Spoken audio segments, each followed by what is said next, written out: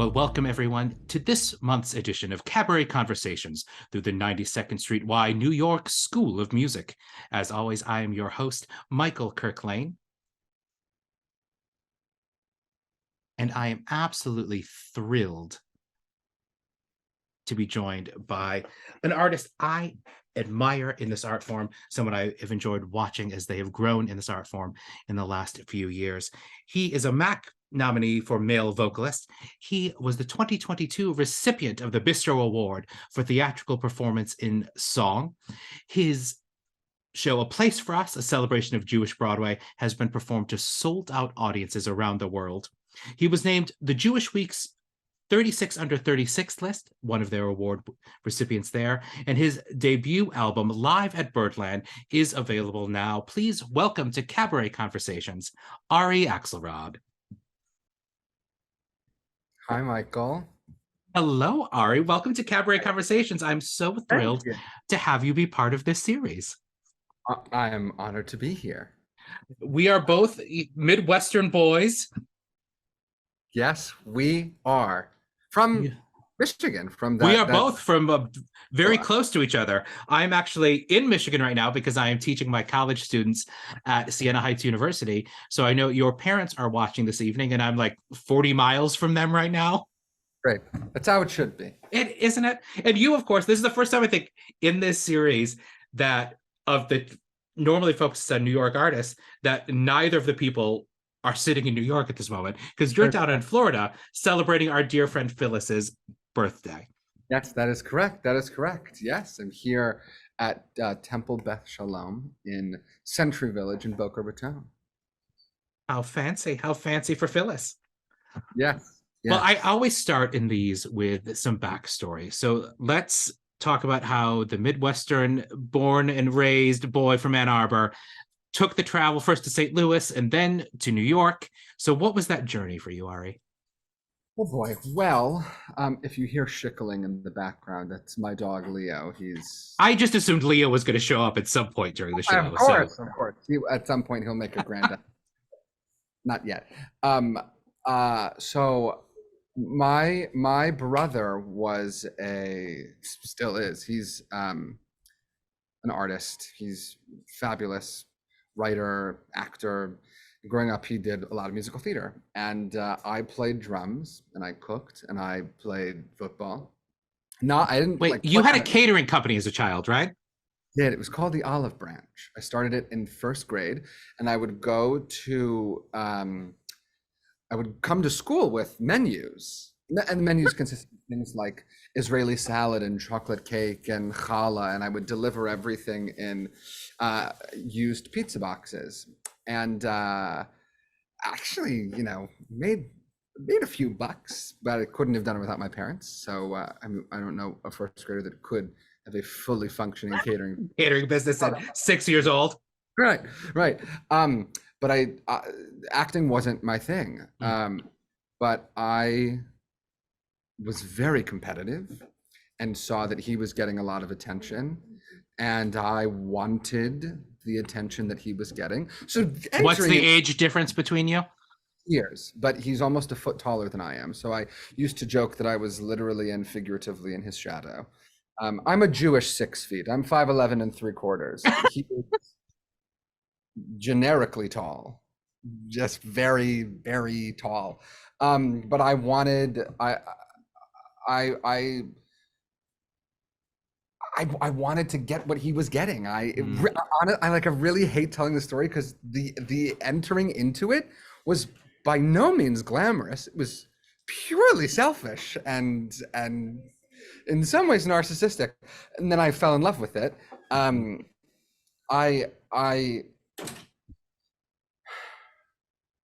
actually, there was one time when I was in college that we had a professor ask this question: how did you get into this?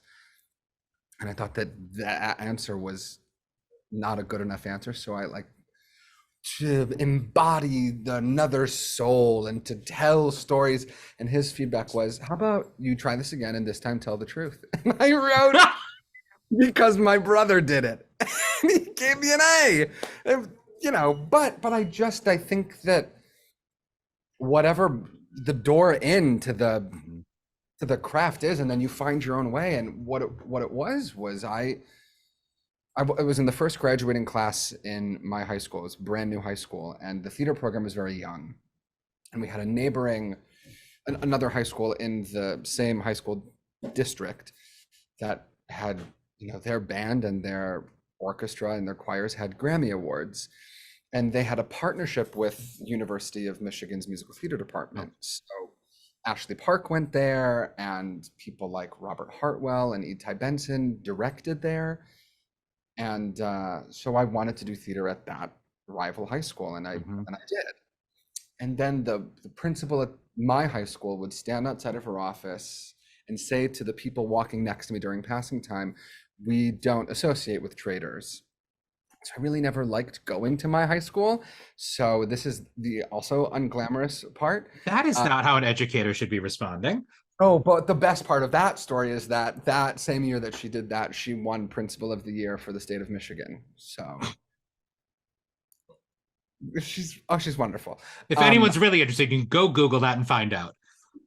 but I, I'm actually kind of grateful for her because I stopped going to high school. I just skipped so much of my junior and senior year because I didn't feel safe there. Not like under threat of violence, but just emotionally, I didn't feel held or seen or validated from kind of the top down. I mean, there were teachers that obviously did, but by and large, I really didn't. And I would drive around in my 2002 Honda Odyssey minivan and would listen to Sirius XM on Broadway. Mhm. And at the start of my junior year, uh, honest to God, I did not know who Stephen Sondheim was. And by the end of my senior year, I could tell you in 10 seconds, 5 seconds, the difference between the 2011 UK touring production of Les Mis, the original London cast recording, and the Broadway cast recording, and what year they came out, blah, blah, blah, blah, blah. That, while I do not condone skipping school, those hours spent in the car driving around, those were the moments that I was able to find But myself. you were putting them into study.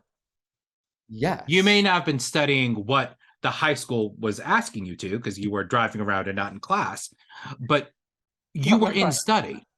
Yes, that is correct. And to this day, I have a photographic memory. And so to this day, I will, when I think about like, I have no idea, but hello, welcome. I don't know. Welcome to Cabaret Conversations with the 92nd Street Y. Where's Stanley? They're not in here. I'm not sure. I'm a stranger in this land. Why are you here? Great. So wonderful. So when I What is Stanley? Stanley here? Why are you here? I'm gonna go. Yeah, we can edit this section out for the version that lives online. Great. So what were we saying? We were talking about how you were in study while you were driving.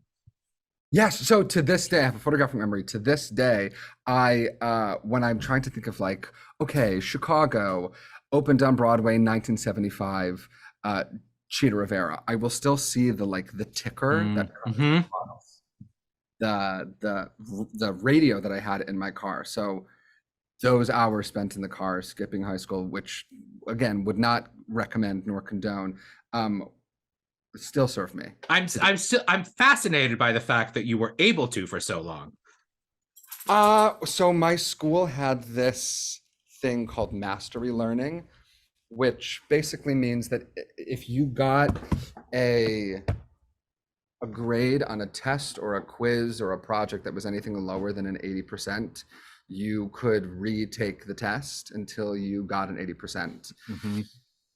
And I was really good at cramming. I was really good at like last minute cramming, and also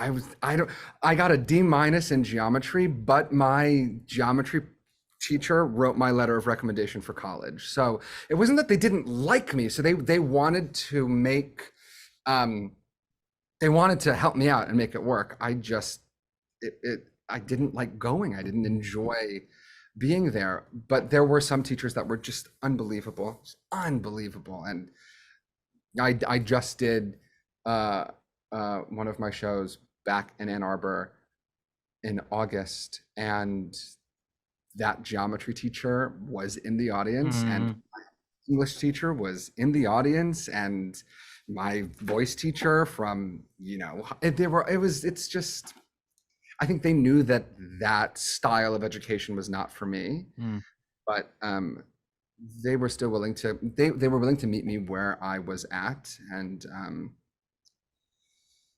yeah, help me out from a very young age, which I got really lucky. I got really, really lucky. Who were your mentors in the arts in that time? Marlene Inman, Joel Sparks, Michelle Borton, Julie Moon. I'm sure there are people that I'm forgetting, but when I think back, those were really the people who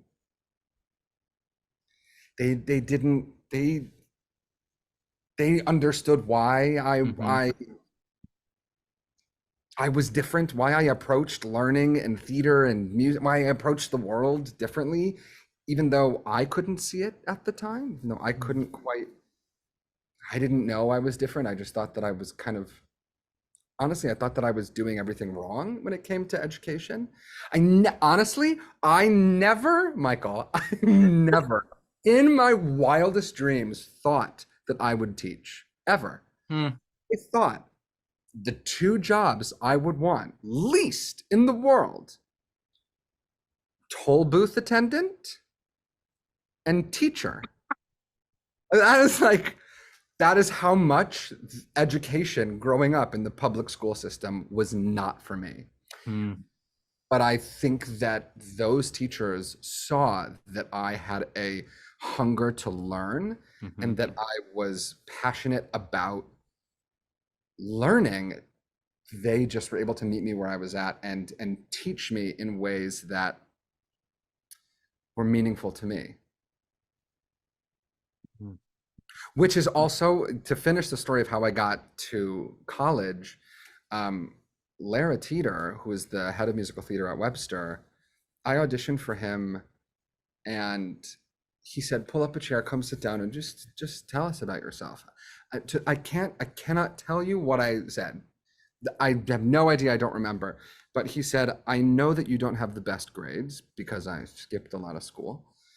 But he said, that doesn't really matter here. We are interested in people. We're interested in the work that you do in the room, but more than that, we're interested in who you are. And that's why we ask you to come up and have a conversation, because we get to know who you are. And he said, you'll get an email from me. And then I got in, and he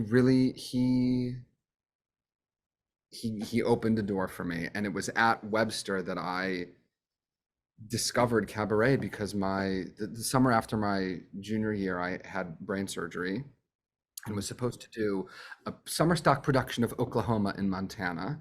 I had a bit of a schedule change. Life decided to do things a little bit differently, but I recovered very quickly. And Lara Teeter and Neil Richardson, who was the musical theater professor at the time, they said, there's this thing called the St. Louis Cabaret Conference that Webster's in partnership with. We think that you really like it. It would interest you. And that was it. It was really kind of like, and the rest is, as they say, history. I think that's a good time to have our first clip of the evening. Okay. I know there's video, Ari. There's video clips. I invite the guy back. Do you think that? I mean, he might enjoy it. If you want to go try to find him while I start the video. Maybe that'll answer the question. Why are you here? Why are you here? Wow. Well, here's our first clip of the evening. And now, ladies and gentlemen, please welcome our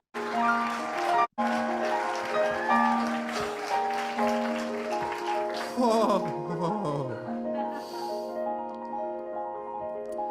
come with me, and you'll be in a world of pure imagination.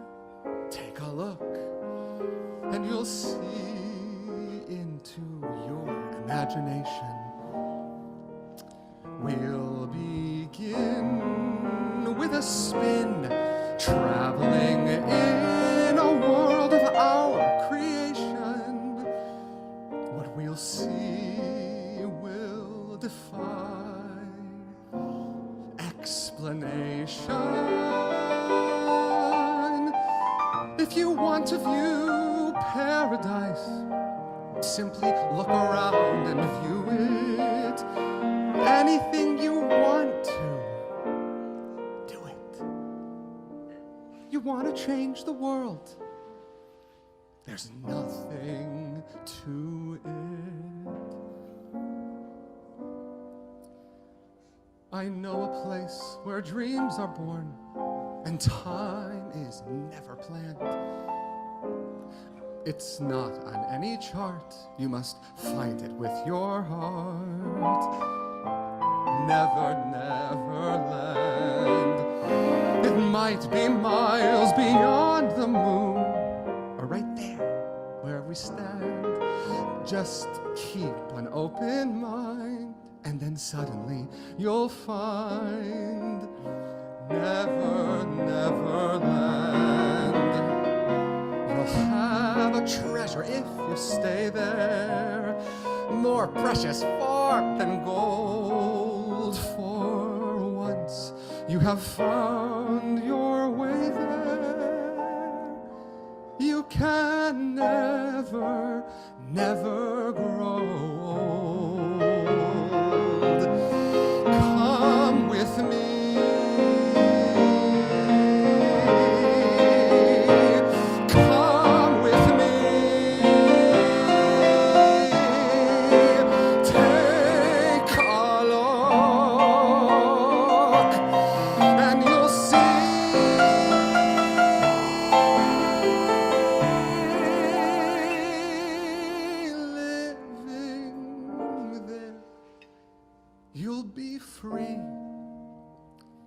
If you truly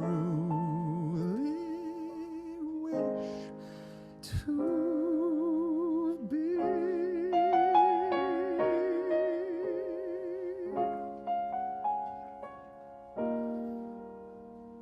There is no place I know to compare.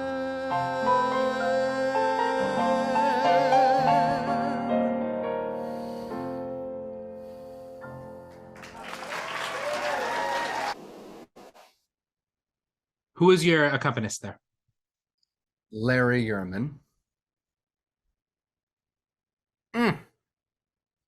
Oh, man. Yeah, I'm very lucky. Very, very lucky. We'll talk more about it later, but the partnerships we form with our accompanists, with our music directors, can be such a joy. It's such a gift. But first, I want to take us back to that summer in St. Louis. That first introduction to this art form. Who were your teachers that summer? Faith Prince, Marilyn May, Jason Robert Brown, Christine Ebersol, Pisha McPhee, Michael Orland, Ted Firth, Alex Rybeck, Don Rebick, Chris Denny. Nope. Chris came the next year. I think that was it. And then the next year that I did it was the following year. Ann Hampton Calloway, Billy Stritch, Karen Mason, and Chris Denny came. So people who have no clue what they're talking about in this art form. Yeah, just some hacks. They really... Multiple of them have already been guests on this series. Of course. Well, yeah. Faith was my last guest. Faith was last month. That's right. What opened your eyes in that first summer? What was that process for you in this art form? Yeah. So I'm trying to figure out, we can edit this part. I'm trying to figure the truth, or the answer that I tell most people when they ask me this question. I'm going to give you a version of both. So I found out that I needed brain surgery in October of 2014. And let's just say that the way that my alma mater handled that medical episode was less than stellar. I know that they have righted a lot of the wrongs from that time, but the wrongs still impacted me. Of course. So I knew I needed surgery in October. Couldn't get an appointment with a neurologist until February. Had an appointment. Immediately, the neurologist, within seconds of looking at my MRI, said, "You need to see a brain surgeon today."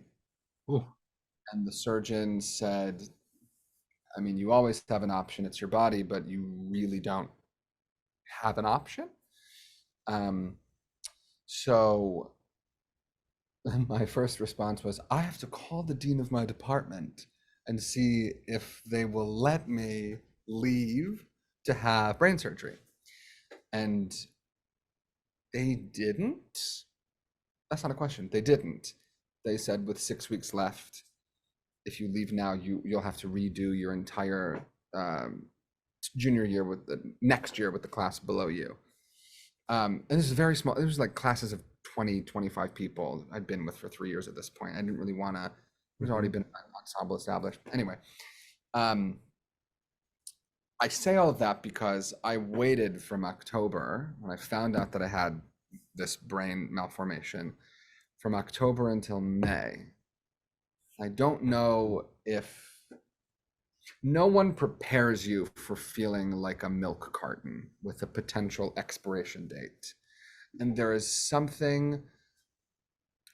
a cellular shift that happens when you're 20 and 21 years old. I actually talked about this with Marta a lot, that if death is a wall, right?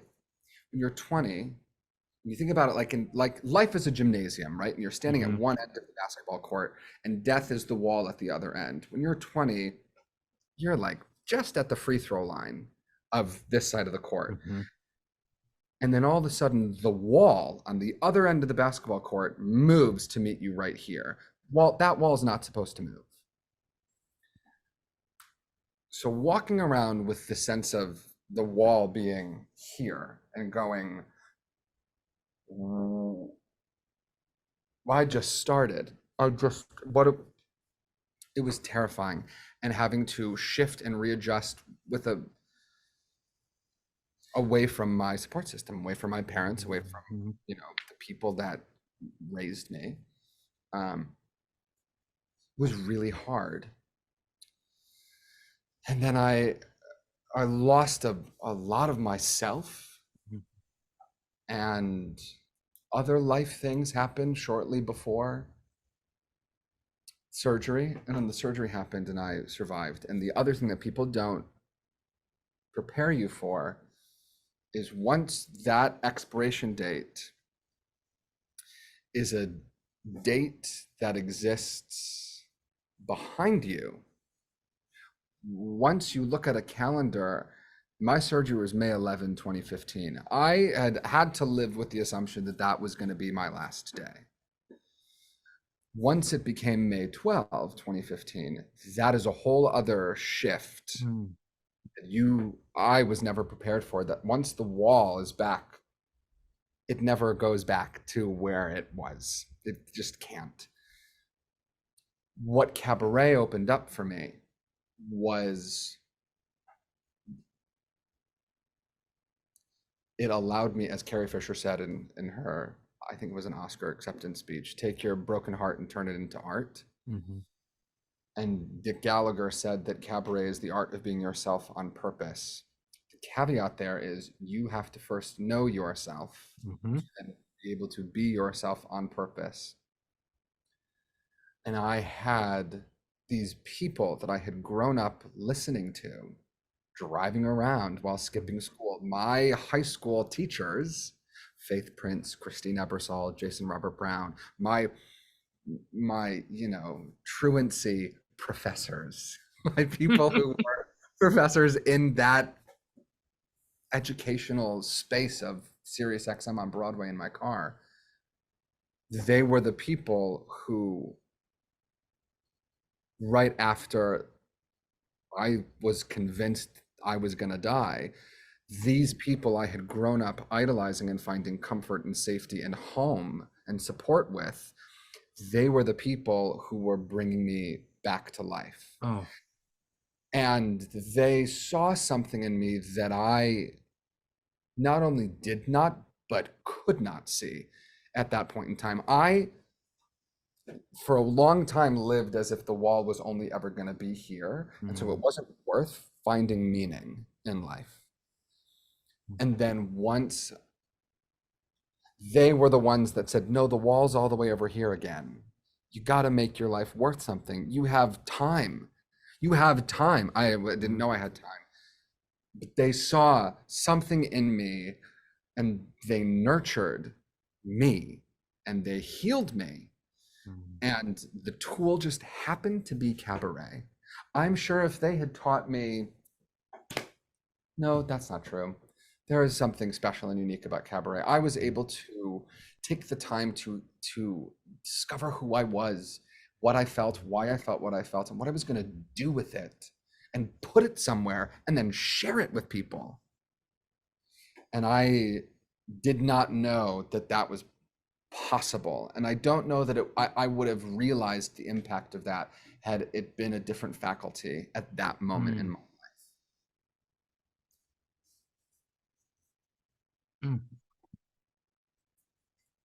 Is it that you went for 2 years? Yeah. Is that when Taking the Wheel started? Which was your first solo show in New York? Yes, Taking the Wheel started after the second year. So I did the first year, went back to school, graduated, then did the second year, and then that fall I was dating my college girlfriend. We had broken up and I wanted so badly to try and valiantly come back to St. Louis. And so I called Jim Dolan. It was this booker in St. Louis. And I said, I want to do my show in St. Louis. He said, great. You're booked for December.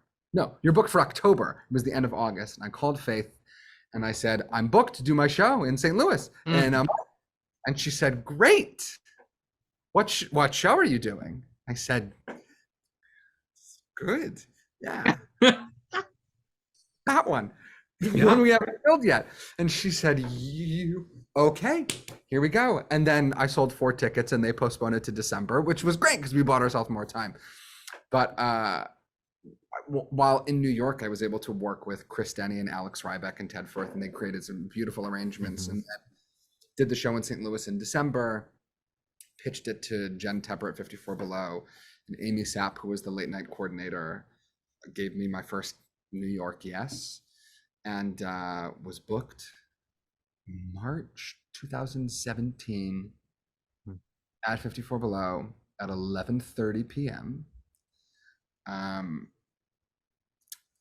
Which I would never, ever recommend to a client of mine. Right. They're like, where should I do my first show? I'm like, you know what would be great? 54 Below at 11:30 at night. That would be a great choice. It worked. It worked. It worked. So How many times did you do that show in New York? I did it twice at 54 Below and once at the Green Room 42. And then Jewish Broadway entered the... Which is the next card in my James Lipton stack of cards. I love it. That's great. So let's talk about that. How did that show get started? I was speaking to a group of students from Eastern Michigan University who were in New York on a Jewish tour of New York. And I don't know if they were theater specific, but I was asked to come in and talk to them. I was invited by the then chair of the department, Marty Schichtman, to talk about my experience as a Jewish actor. And Marty and I are huge West Side Story fans, massive West Side Story fans. And we grabbed a drink afterwards, and I was talking about all the Jewish elements of West Side, and did you know that this is because of that and Bernstein? And then he said, you should do a show all about Jewish Broadway. What I forgot to mention is that there was a lot of overt and covert anti-Semitism that I faced in college. And I said to Marty, no one would come. No one is going to come, and why would anyone want to come and see me talk about, I'm a musical theater nerd. I bore people when I talk about it. No one will clear a room faster than me talking about the intricacies of Jonathan Tunick's orchestrations of you name it. And also Judaism. You want me to do both. You want to make money. This is not the way. And he said, you know what? We will bring you to Eastern Michigan. You'll do the show there. I just think it would be great. So we did it on October 6th, 2018. The next day, I sent an email to Jim Caruso because they had just opened the Birdland Theater, and I wanted to do Taking the Wheel at the theater. Well, I really didn't know Jim well at the time. I knew him from Cast Party, but I'd never done anything at Birdland. This was to be my Birdland debut. And he said, where have you done that show in New York? You're in for Bologna. He said, well, do you have anything else? Something you could do new here? I said, well, I doubt that it's anything you would want in your space, but I did actually conveniently just last night do this show called Celebrating Jewish Broadway at Eastern Michigan. Is that something you would want? And he said, how's January? It's interesting, though, that the trauma of that from your time in undergrad was standing in the way of you thinking this could be a success. Big time. Yeah, I hadn't met my current therapist yet. That would fast forward a year, and then because I would have had the exact same, when I was helping to run a room, I would have had the exact same reaction as Jim if you brought that idea to. It was like, yeah, what date do you want? This is going to sell fantastically. I had no idea. I'm so glad I was wrong. I'm so glad. I'm really thrilled. It has been one of the greatest gifts of my life. That, my brain surgery, and Leo are three of the greatest gifts of my life. Talk about the journey that show has taken, because you've taken the show everywhere. COVID happened, you took it virtual. What has that journey with that specific show been?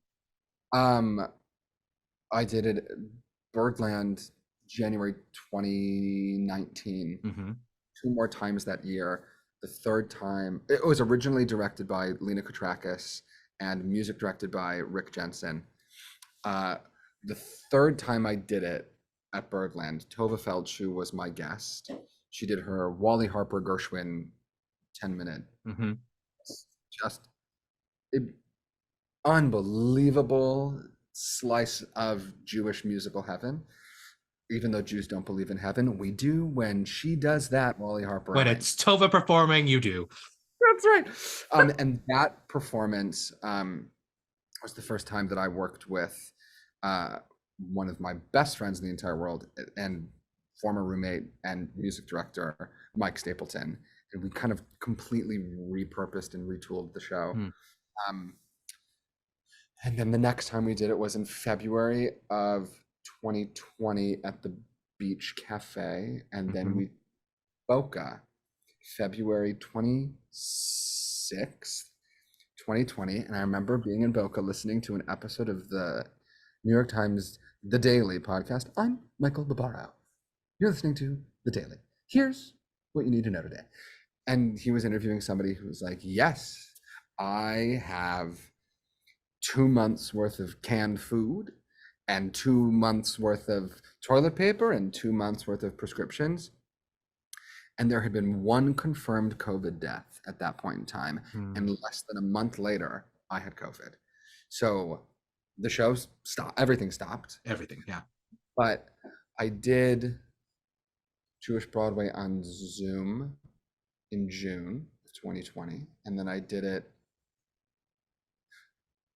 in July of 2020 outside in Dexter, Michigan, in a parking lot with people socially distanced and masked.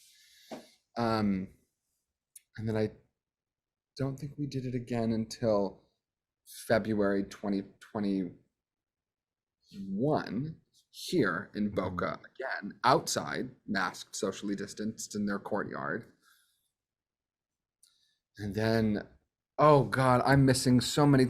I started it, I took it to St. Louis and Skokie and at the Skokie Theater and the Kransberg in St. Louis. And I've taken it to the Coachella Valley Repertory Theater in Palm Springs. And so many places. And because Mike and I were roommates, we would rent a car and we would take our pod, go to these venues that were able to facilitate these shows outdoors.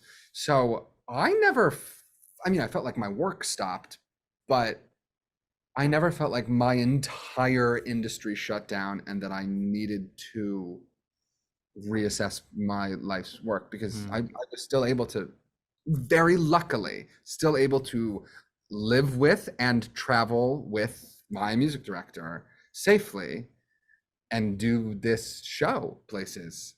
As you were taking it around and also doing it on Zoom for other countries, and how,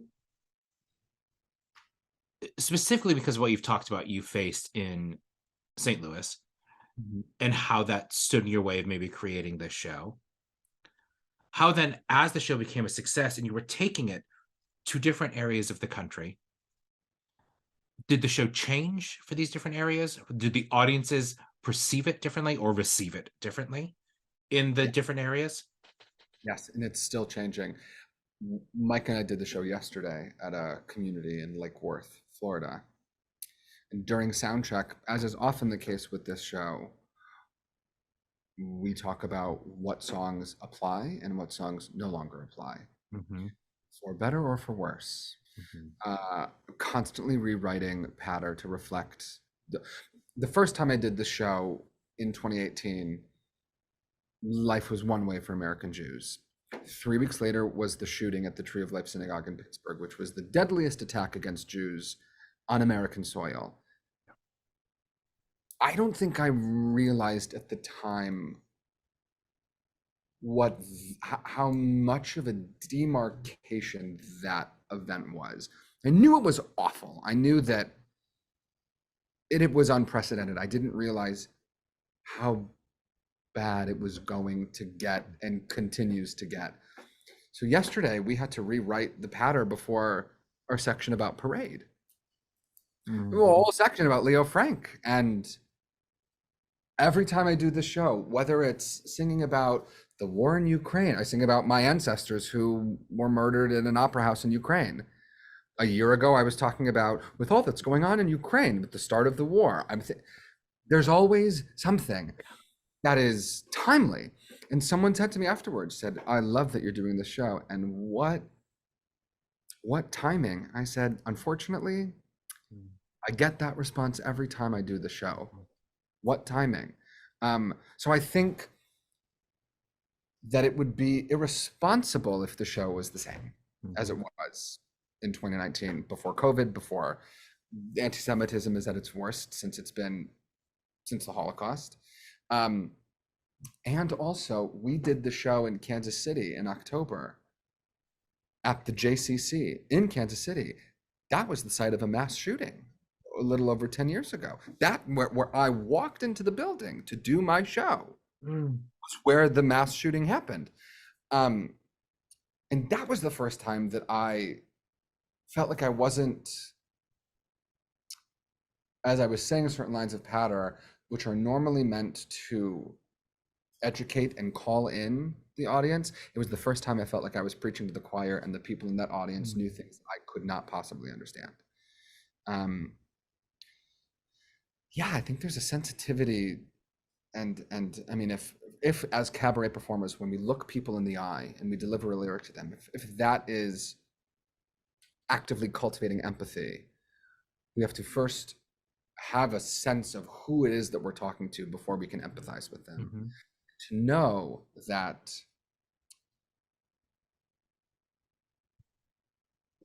sometimes when we go to communities, that Shabbat, the clergy of their synagogues are meeting with law enforcement to talk about security measures, or, I mean, that we have to take it into account.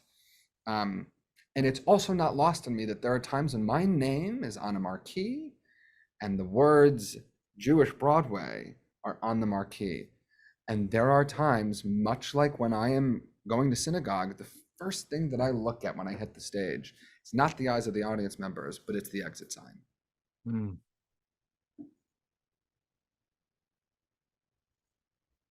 I mean, we will come back to the world of cabaret, but I can't have you on the show this week, and I think we are at a place to transition to that in our conversation without talking about what happened outside of Parade last week, and without talking then about the space you created the next night. What was that room like the next night? And I know you started to make plans for next steps that evening, and can you speak on those as well? Yeah. It was the first time that I didn't know what to feel.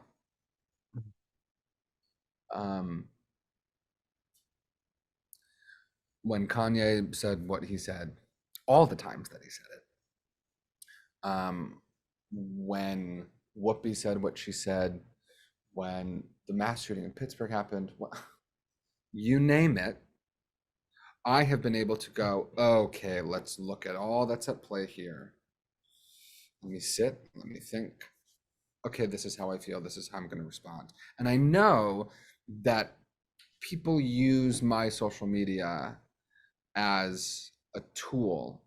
When they can't find the words to express what they're feeling, they will send videos of my response to the moment to their friends and family and say, he says it better than I ever could. In that moment, when I found out what was happening, I didn't know what to feel. I could not zoom out because it was the first time it felt like they invaded my home.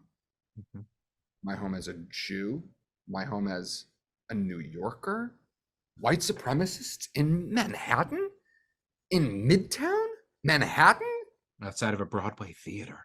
and then my home as a theater artist. I couldn't zoom out. And so my next thought was, I have to hold space. I feel like there are probably many people who don't know how to feel right now, who just need, I don't know if you know this, but in Judaism, in order to say a prayer for those who are healing, a prayer for those who are sick, and to mourn the loss of a loved one, you have to gather a group of at least 10 people for those prayers to quote unquote count, for lack of a better word. So gathering as a community to uplift those who need uplifting the most is at the core of Judaism. So it's not lost on me that my gut impulse was to gather as a community. What I didn't realize, well, first of all, I didn't expect it to go viral. I didn't expect it to reach 3,000 people. Right. I didn't expect, I thought like 20 people would show up.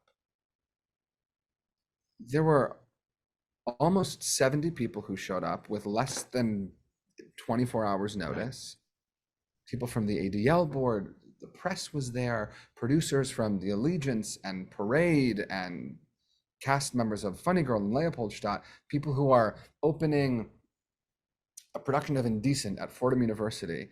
And when I looked around the room and I saw when someone would say something that felt like it was in the deep recesses of my internalized anti-Semitism, they would say it out loud. And I would find myself nodding like, I've absolutely been in that boat before. And I looked around and every head in the room was nodding. I thought, we've all been dealing with this for much longer than any of us realized, but we've been dealing with this in a vacuum. We've been alone as social creatures who exist within a deeply social and communal, either religion or culture. And so I looked around and I said, would this space, I said at the beginning, we're not here to find a solution. We're not here to solve the problem of anti-Semitism.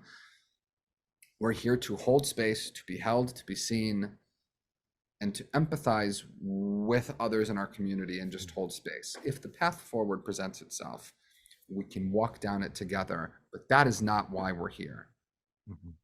What became clear was to just carve out a space like this was profoundly cathartic and meaningful for everyone in the room. And I said, would having more opportunities to do things like this be important? Everyone said yes.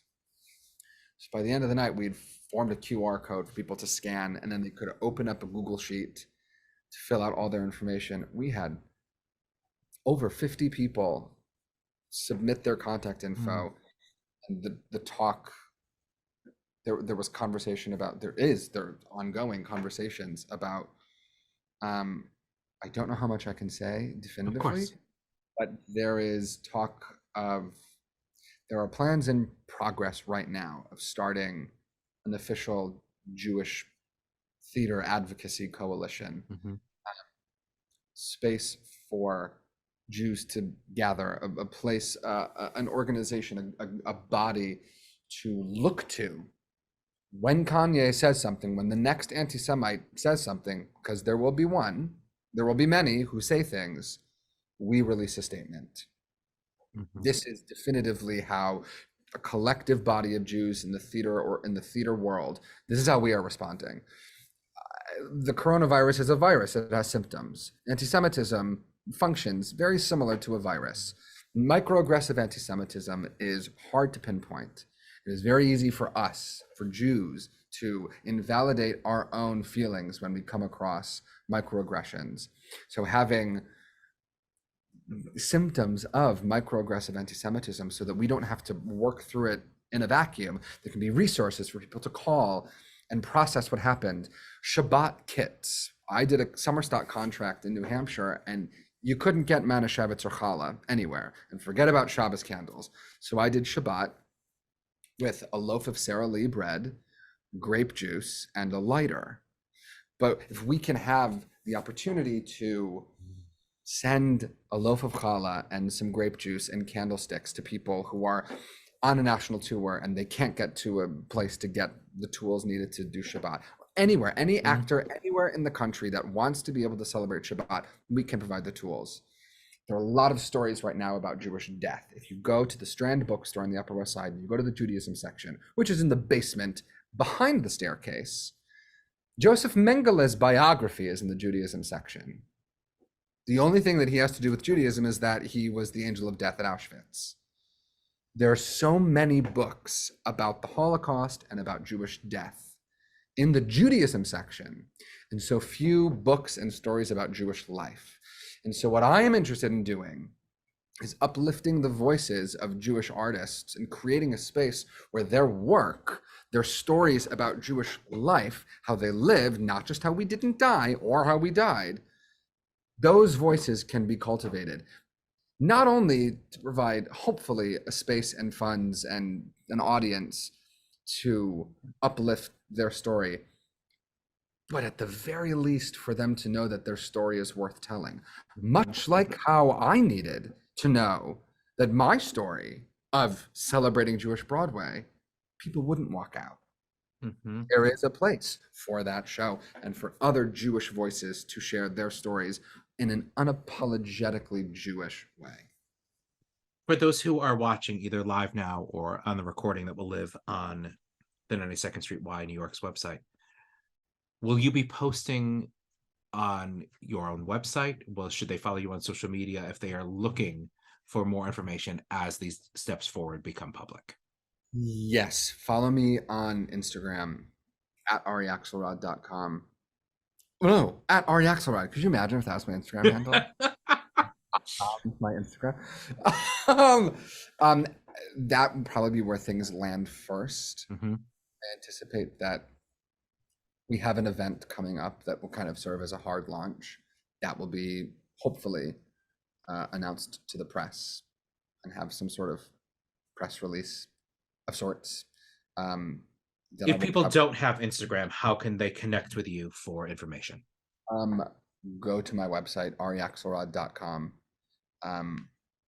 And if you reach out to me in the contact form on my page, I will be able to forward, however you reach out to me, your email to the coalition's team, so that you'll be able to be included in all the things that are coming up. It's in its infancy. I mean, it just started. Yeah, this happened last week. I Which is never why sought to be an activist. I never. Isn't that the way with all of the best activists we know in history, though? I guess so. It's also how Amanda McBroom talks about writing songs. She's like, I didn't sit down and write the rose, the rose. She's like, I was driving in my car and I had to pull over because it slapped me in the head. And then I had to go write it. So I don't know. I'm in no way suggesting that my activism is remotely similar to the gorgeous craft that is the rose. But maybe to your point, it's the things that are worth doing are never the things that we seek to do. Much like Cabaret, I didn't go to Webster thinking I'm going to be a cabaret star, mama. No, it was I had brain surgery and I couldn't do summer stock. And then all of a sudden it crossed my path. Jewish Broadway crossed my path. You should Cabaret, I fell into it. Yes. Yeah. I'm sensing a through line here, Michael. I think it is time for our second clip. I think it is only appropriate that I play you doing a song from Parade. Okay. Takes just a moment for me to have it ready.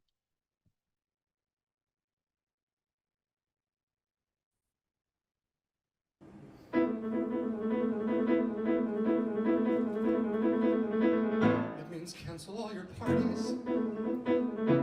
Forget your big parade. It means the crowd will not be cheering, so despite what you've been hearing, you can lay down your spade. It means my mother can stop crying. My rabbi's eulogy can wait.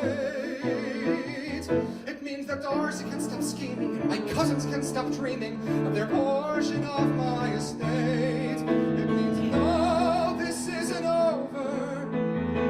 No, the date's not set. No, I won't wake up tomorrow drowning in my sweat.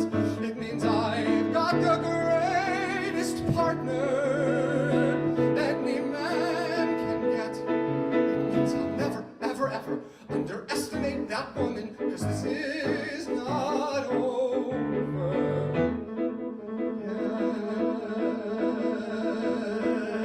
Tell my mother not to worry, tell the reaper not to hurry, till the hangman stop his drumming, cause I'm coming into town to win the day. Somehow I haven't with my scheming, screwed things up beyond redeeming, and we're finally on our way. And oh, this isn't over, hell, it's just begun. Hail the resurrection of the South's least favorite son.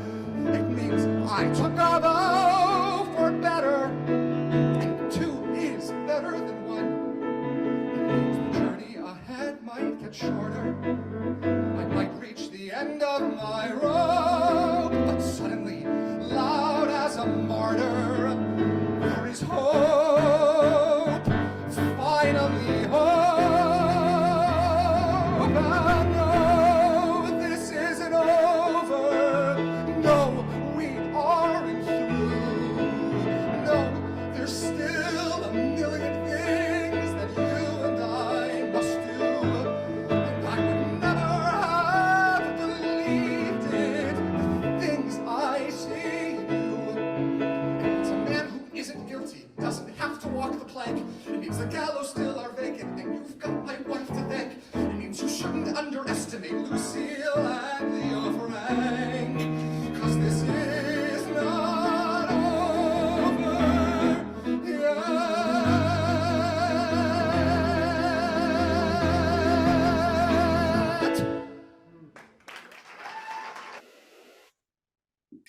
Well, I and have to- there's your Leo. Yes. Hold on. Let me turn the blur off so you can. Oh. Oh.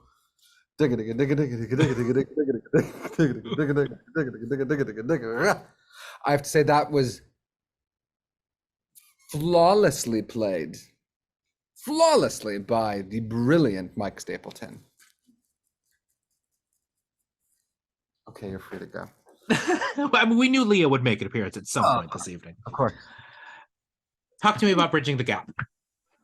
Well, it's the class formerly known as Bridging the Gap. One of the things that I realized when I moved to the city, the cabaret had saved my life, right? Mhm. Completely changed my life, and I knew the power that it had to change other people's lives. When I did Taking the Wheel in St. Louis, brief little detour here.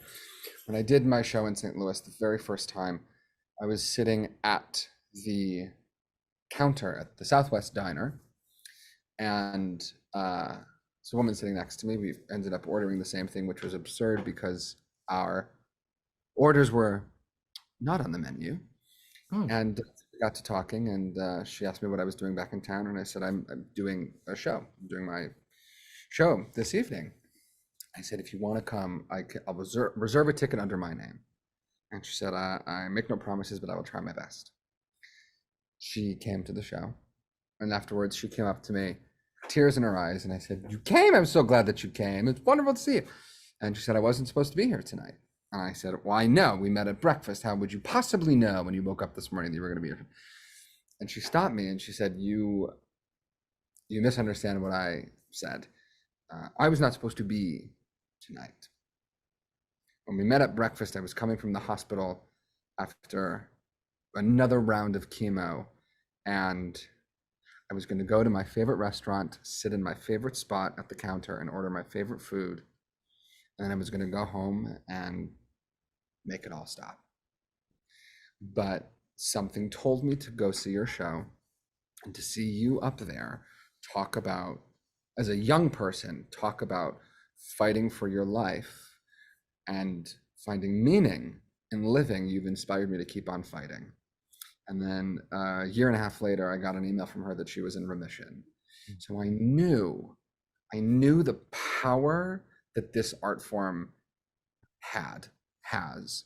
And when I moved to the city, I saw people who were doing one song.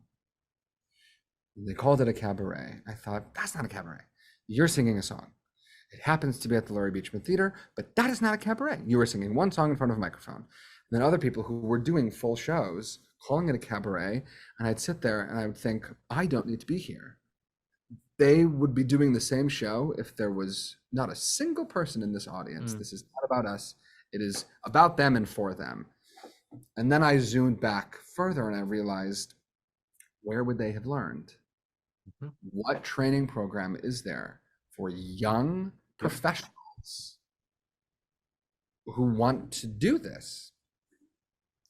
So I stopped getting angry and I started getting my act together, and I started this thing called Bridging the Gap, which I never really liked the name. It was a name that was more or less assigned to me to teach people my age to do what I was doing at the time, bridge the gap between musical theater and cabaret.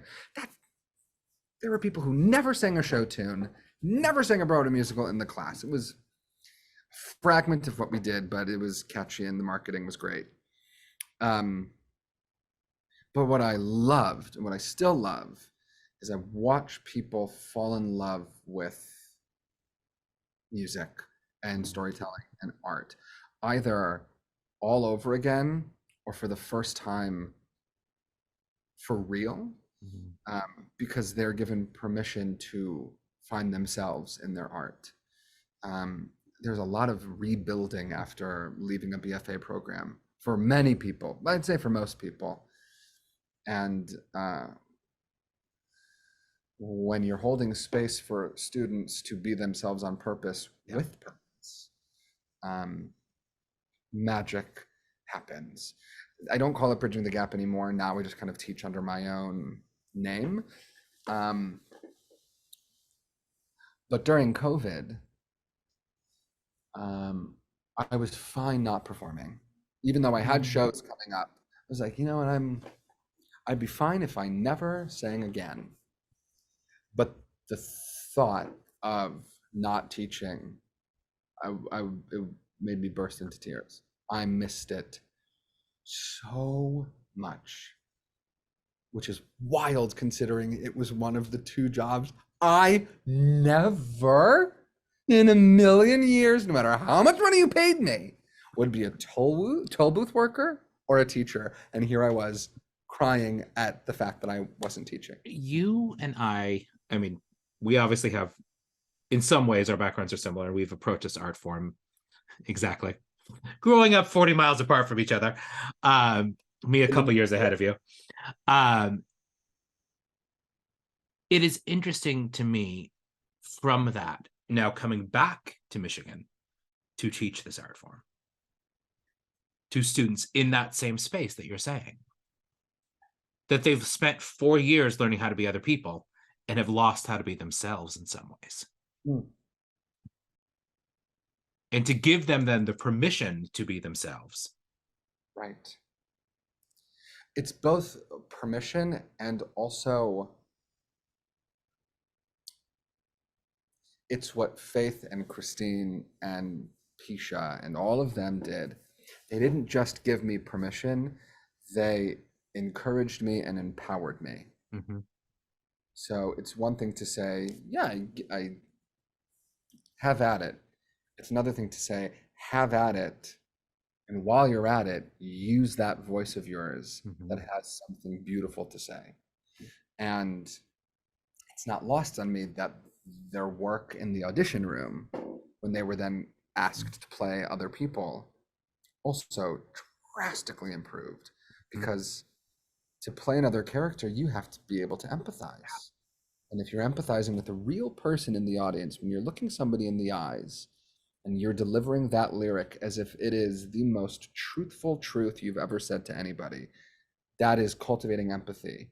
So to then empathize with the whole other being that you have to give life to, it's all, when you boil it down, it's all the same muscle. It is, yeah, it's using the same toolbox, just in a slightly different way. That's right. And getting these students to realize that is it. I don't know if this holds true for you, but for me, I know I grow as a performer each time I'm working with a new set of students. Each epiphany they have can make me go, oh, right. Well, you know the old adage, those that can't do, teach. I think that is lunacy. Oh, yeah, completely. What is required in teaching is a clarity of language to be able to, it's one thing to do something, it's another thing entirely to be able to say, this is what I am doing. I have an awareness of what it is that I'm doing. And now here is tangible language and tools that will get you where you are, closer to where you want to be. Yeah. Not everyone can do that. They can't. Very true. Very true. Can't. And that's okay. Not everyone needs to teach. Yeah. But boy, do I have so much respect for people who do, for people who can, and for people who are passionate about it. It's just, I don't know how my teachers in high school, the ones that, I wasn't a great student. I was lucky to have teachers who cultivated me, but for the ones that didn't, I get it. I was not easy. It just wasn't. I have so much respect for all teachers. I really do. I really, really do. I think that it's such a gift to be able to. We hold so much power when people are in our space and they look to us for guidance. What a responsibility we have, right? Especially in the arts, to hear what they're saying and to hold space for them to explore the depths of their soul. And then who are we to think that we can get them from where they are to where they want to be? But they trust us, and we must be somebody. And then to deliver, and then to watch them. Oh my God, I could geek out about teaching for hours. I am so much more nervous at a performance of one of my students or a client than I am now when I'm doing my own shows. Oh yeah. The most agonizing thing in the world, performing in front of your students. Hmm.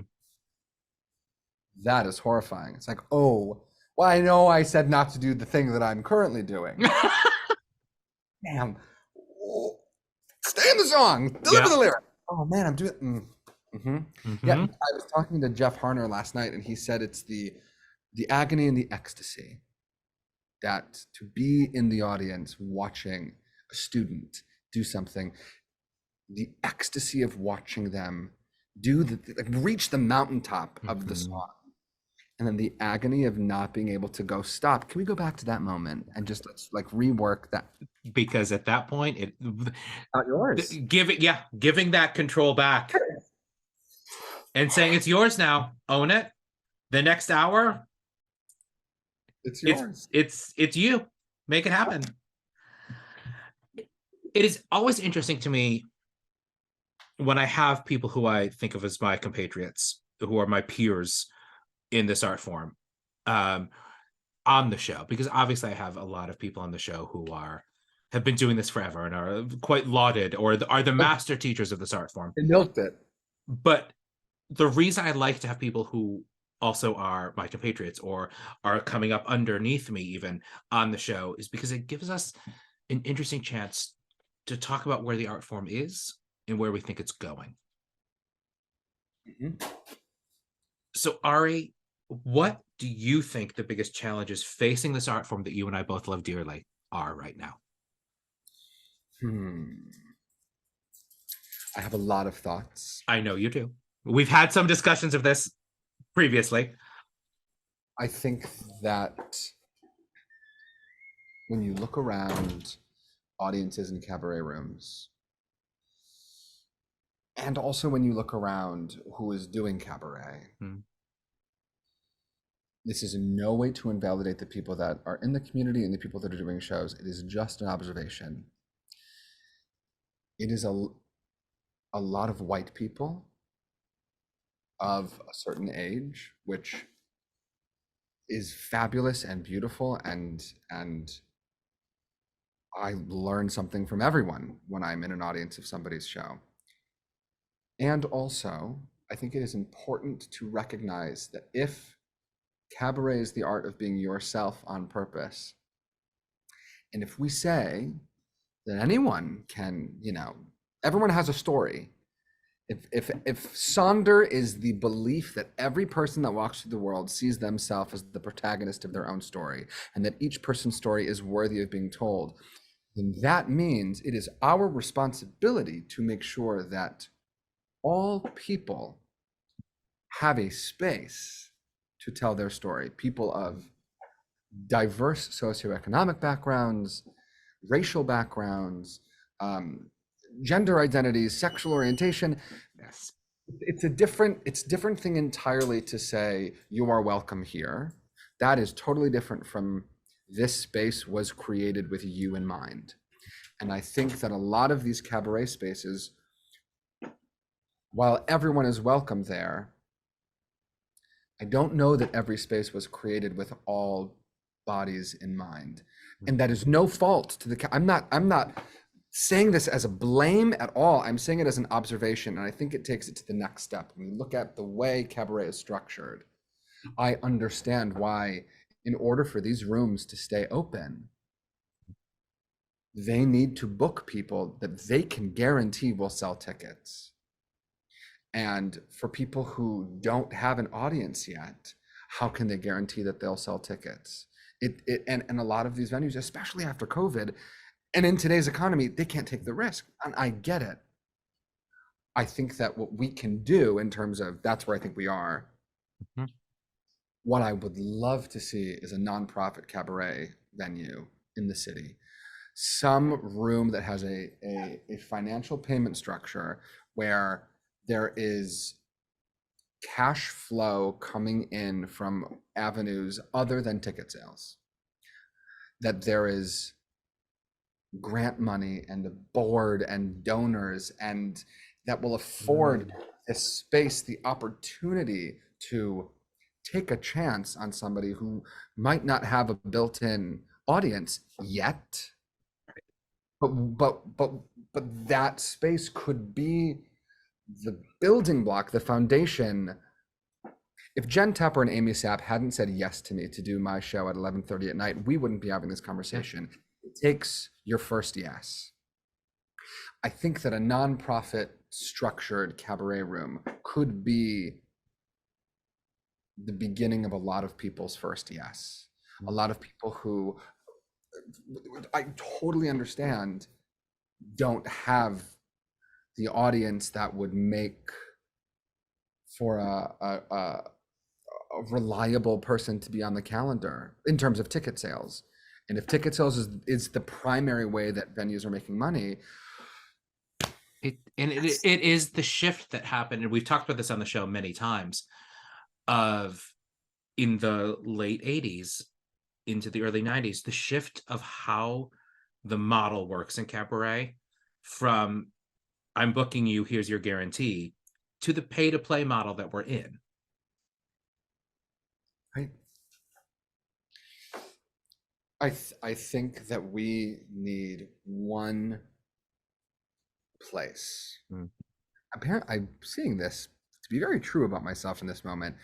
I'm very big in creating spaces. Very big in creating space, holding space, a place for us. Come on, I mean, I really, I don't know how I didn't see it until this moment, but I'm just seeing it now. But I think that there needs to be a place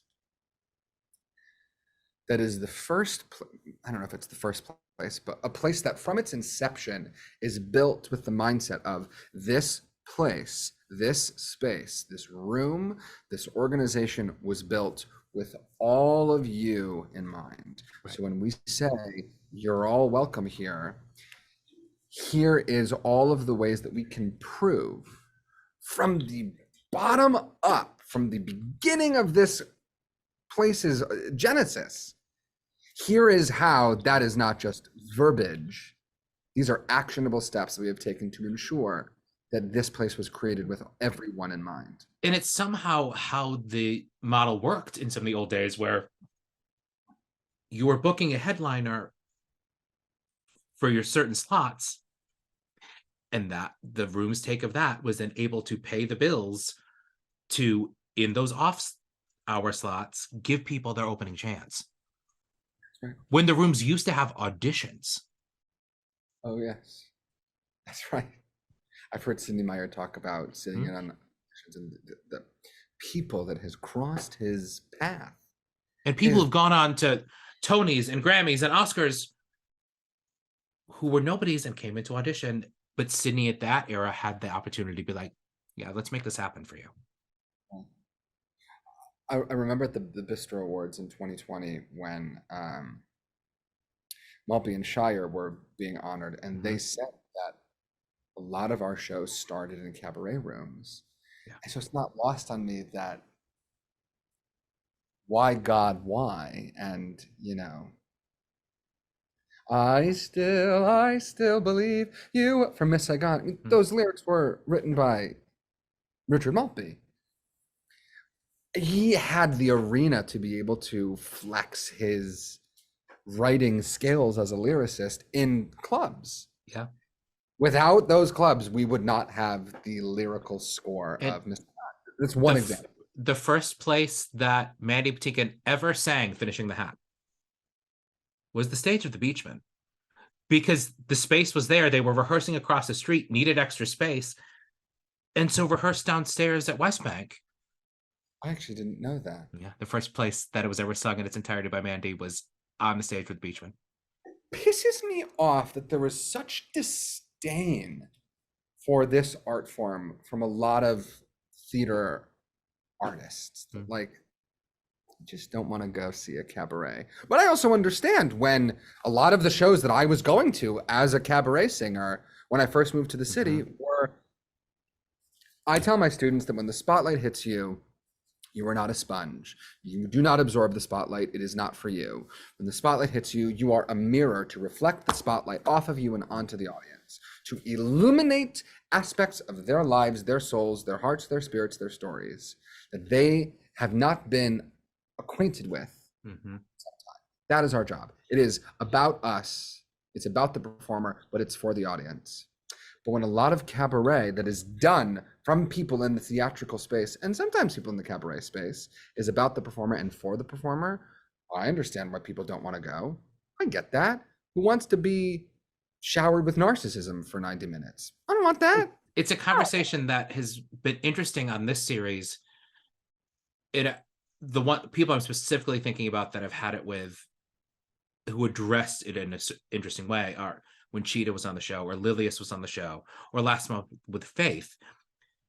People who are Broadway legends, but then have been able to transfer that. And it is not a skill that every Broadway performer can do. It's hard. You take that fourth wall away, and many people are lost. Well, because you can't hide anything. Mhm. You can't. Cabaret audiences will smell a lie like it's dog poop on fire. Yep. You just can't hide anything. And I think it's easy to phone it in a lot of ways in a Broadway space. Sometimes, if you don't have it, you can phone it in. You can pull on the reserve energy. But when your audience is right here, you can't. You can't. Mhm.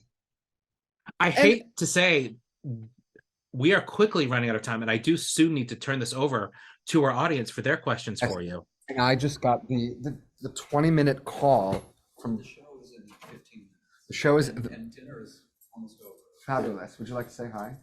Ladies and gentlemen, Jeff Harner, a previous guest of Cabaret Conversations. You can buy the recording of his episode on the 92nd Street Wise website. We're here celebrating Phyllis Kinsler's birthday. Mhm. And there's a performance, Four Guys for Phyllis Kinsler, and so the show's going to start in about 15 minutes. Well, we will start our wrap up here. But I do want to make sure that a quick caveat I want to give. yes, I understand why Broadway performers sometimes need to pull on reserve energy. If you're doing 8 shows a week, yes. it would be unhealthy to give your all 8 times a week. So that was not a knock on Broadway. I was just saying yes. that is something that can be done and not be spotted as an audience member. I want to make sure people know where to find your debut album, Live at Birdland. Where do they find that? Everywhere. Apple Music, Spotify, iTunes, Amazon, iHeartRadio, everywhere. What upcoming shows do you have? I am doing A Place for Us, a celebration of Jewish Broadway, at the Westport Country Playhouse on Monday, May 15th.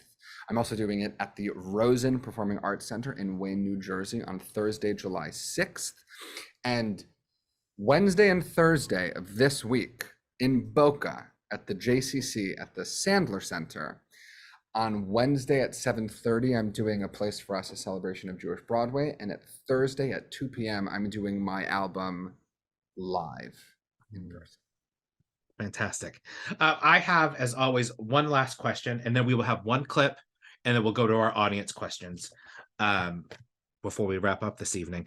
Every episode of Cabaret Conversations, and you are prepped because you know what's coming because you've watched a few episodes of these in our audience. In a few words, a sentence, Ari Axelrod, what is cabaret? Cabaret is the art of being yourself on purpose with purpose.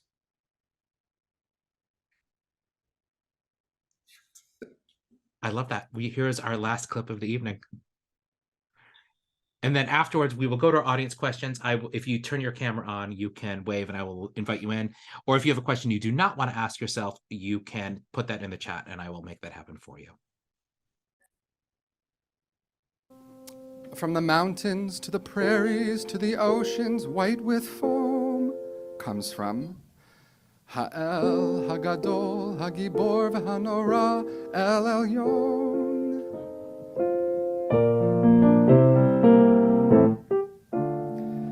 Irving Berlin took one of the most important Jewish prayers, the Amidah, and he turned it into one of the most important American prayers.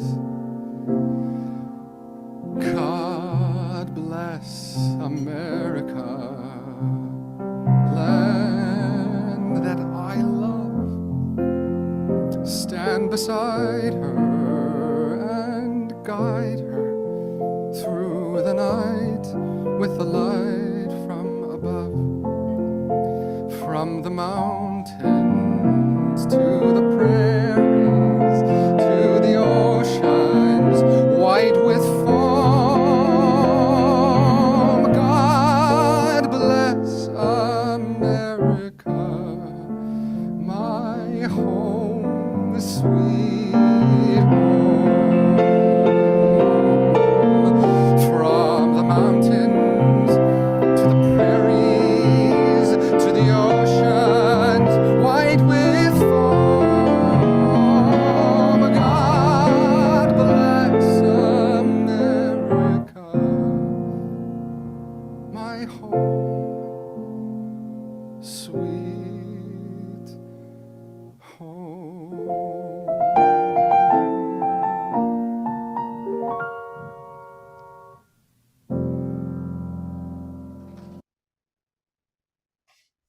Ladies and gentlemen, that is my guest this evening, Mr. Ari Axelrod.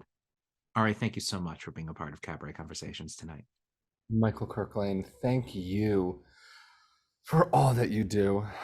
Couldn't possibly name all the things that you do because we would be here for another 90 minutes, but thank you. Friends who are watching, if you have a question you would like to ask, you're welcome to turn your camera on, give me a little wave, and I will invite you in. I see somebody popping in right away, so I will add them into our spotlight. I'm going to Miss be Meg Flather. hinging, so I'm going to be off camera, getting into my listening. Mwah! I'm just so moved. I'm so moved by this interview, and there's so much to digest. It's one to watch again, I think. Mhm. But I guess the question, Ari, wherever you are. He's just off camera, changing into his costume for this evening's concert. So here we are in our scene class together. So I always have to ask a vocal question, because to me that's the whole thing, is that it's storytelling, it's connecting with an audience member, it's being yourself, but it is also making music. It is phrasing, it Yes. is technique, it is interpretation, it's the right keys, it's the right arrangement. And I think the music and the cabaret is another reason why our art form sometimes gets not a second look. So my question for you is, what is your relationship with your voice when you're in front of an audience? How much is it all prepared and you just go, or are you constantly in a zone of relax the jaw, tongue forward? I think about my voice last. I'm always thinking about who am I singing to and what am I saying. Mm-hmm. Honestly, the thing I'm thinking about the most is punctuation. So the difference between the sound of her laughter will sing in your dreams. It could be the sound of her laughter will sing in your dreams, period. Or the sound of her laughter will ... italics sing, comma, in your dreams, period. That to me, if I think about my breath as a highlighter, what words am I highlighting as they're coming out of my mouth? That's the thing I'm thinking about most, and how the person I'm singing to is informing what words I'm highlighting and how I'm highlighting them. The voice follows. Well, I have to say those clips show your unique, and this is again why you're an artist that people want to go see, and you're not like another person. That the cabaret, the intention of cabaret is that you're seeing this person sing these songs, and your interpretation, again, right down to the punctuation, made those songs new to me. God Bless America was new to me tonight. Thank you. I'm so glad. Thank you, Oh. Meg. Mwah. Mwah. Anybody else has a question they want to ask, turn your camera on and I will invite you in. One question came in to the chat for you, Ari. Other than yourself, if you are working with students, who are performers you think exemplify the art form that you would send them to go see today? Oh God. I know that's a lot of pressure to give you and name people that are great. I have a lot of people. For the interest of time, I'm going to name the names, but the reasons why I will omit later. Marta Sanders, Liz Calloway, Karen Mason, Ann Hampton Calloway, Faith Prince, Christine Ebersol, Marilyn May, Susie Mosier, Jeff Harner. Jeff Harner. Come on. Right in front of you that you forget, right? Those are the names that are coming to my mind right now. I love that. I'm going to add Michael Colby in. Oh, Yeah. Hi, Michael. How are you? Thank you for being with us at Cabaret Conversations. Well, Meg talked about how you gave her new insights into God Bless America. You gave me insights into the Amida. I know that that Irving Berlin collaborated with Emma Lazarus on "Give Me You're Tired, You're Poor," and Michael. what? I didn't know that. Yeah, yeah. It's musicalized in the show Miss Liberty, and it got some airplay too. It was sung by Alan Ann McClary, who was the first Mrs. Adolph Green. Wow. Yeah, and I'm sure there's just endless other examples that we all know about. It ain't necessarily so, and it's just an eye opener thinking about that. Did you have a question or just the comment? Oh Michael? no, I just can you think of any more examples? Come see my show. Oh, I have, and I'll come again. Yeah. Yes. Yeah. Well, I look forward to seeing you in the audience next time. Well, thank you for being in this audience tonight, Michael. It's always great to have you in the room. Well, friends, I think because of the fact that Ari has a curtain to get to that he's performing in, we are going to call this an end for this evening. A little bit of housekeeping before we end. The next edition of Cabaret Conversations is next month with Anita Gillette joining me as my guest. Also, the next round of cabaret performance connecting to your lyric class through the 92nd Street Y School of Music will begin in May, and registration for that is open right now. I must give my sincere thanks once again to my friend and our guest this evening, Mr. Ari Axelrod. Thank you for being part of Cabaret Conversations. Thank you. To hear you refer to me as your compatriot is such an honor because I have admired you and looked up to you for years. So to know that you think of me as a peer and a colleague is, I feel like that's more than any award. I think the world of you. I really do. Well, and so I of you. You asked me to be here and share this conversation with you. So And more conversations to come between the two of us. From your lips to God's ears. Thank you all for being a part of Cabaret Conversations tonight, and we hope to see you next time. Have a great night, everybody.